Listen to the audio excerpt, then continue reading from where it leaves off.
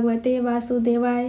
प्रिय मित्रों, आप पवित्र पथ पर भगवत गीता के उस अत्यंत संवेदनशील और निर्णायक क्षण में प्रवेश कर चुके हैं जहां अब युद्ध भूमि पूरी तरह सजी हुई है, लेकिन सबसे बड़ा संग्राम अब भी अर्जुन के भीतर चल रहा है।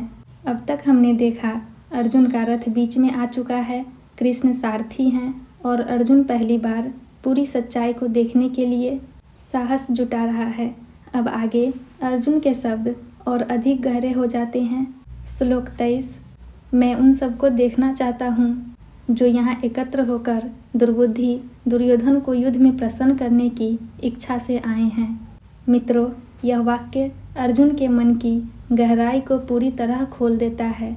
अब वह केवल योद्धा नहीं कहता, अब वह कहता है दुर्बुद्धि दुर्योधन। यह पहली बार है जब अर्जुन दुर्योधन के लिए इतना स्पष्ट शब्द प्रयोग करता है। दुर्बुद्धि अर्थात जिसकी बुद्धि विवेक से नहीं अहंकार से चलती है। अर्जुन यहाँ क्रोध नहीं व्यक्त कर रहा, वह स्पष्टता व्यक्त कर रहा है। ध्यान दीजिए मित्रों, अर्जुन यह नहीं कहता जो धर्म के लिए आए हैं या जो न्याय के लिए आए हैं, वह कहता है जो दुर्योधन को प्रसन्न करने के लिए आए हैं। यहीं पर गीता हमें एक बहुत बड़ा सत्य दिखाती है।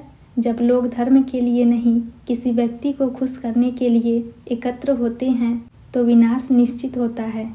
अर्जुन अब उन चेहरों को देखना चाहता है। क्यों?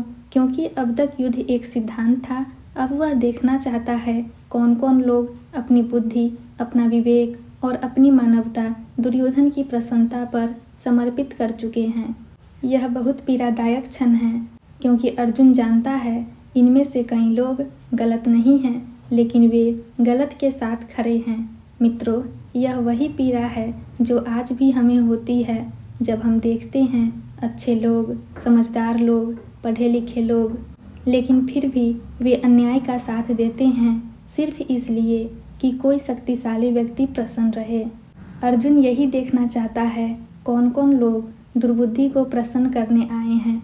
यह प्रश्न दुर्योधन से नहीं है, यह प्रश्न मानव समाज से है।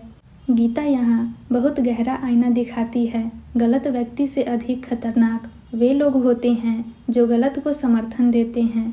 अर्जुन अब युद्ध के लिए नहीं देख रहा, वह सच के लिए देख रहा है और सच हमेशा भारी पड़ता है। अब संजय कथा को आगे बढ़ाते हैं और दृश्य और अधिक गंभीर हो जाता है।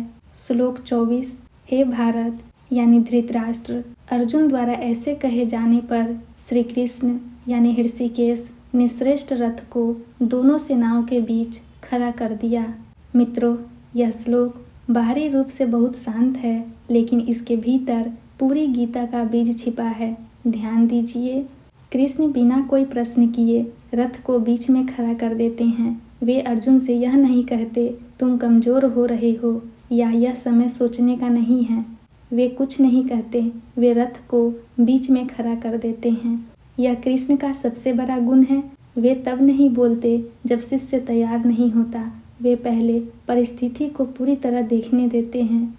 श्रेष्ठ रथ यह केवल रथ नहीं है, यह मानव चेतना का प्रतीक है और उसे दोनों सेनाओं के बीच खड़ा करना यह दर्शाता है निर्णय लेने से पहले तटस्थ होना आवश्यक है।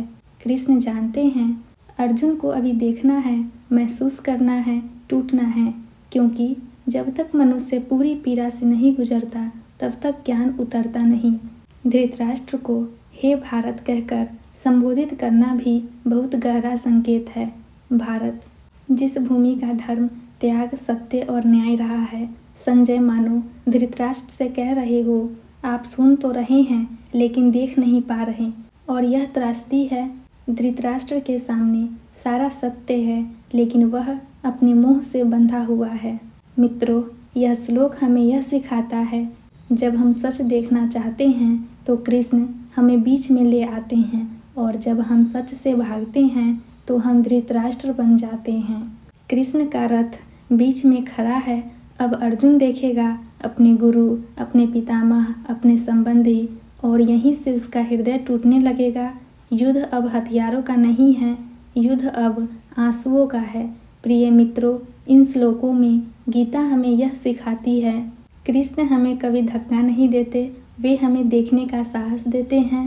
अब आगे अर्जुन की आंखें सच देख लेंगी और फिर हाथ कांपेंगे, मुख सूख जाएगा और गांडीव हाथ से गिर जाएगा और वहीं से गीता का वास्तविक उपदेश शुरू होगा।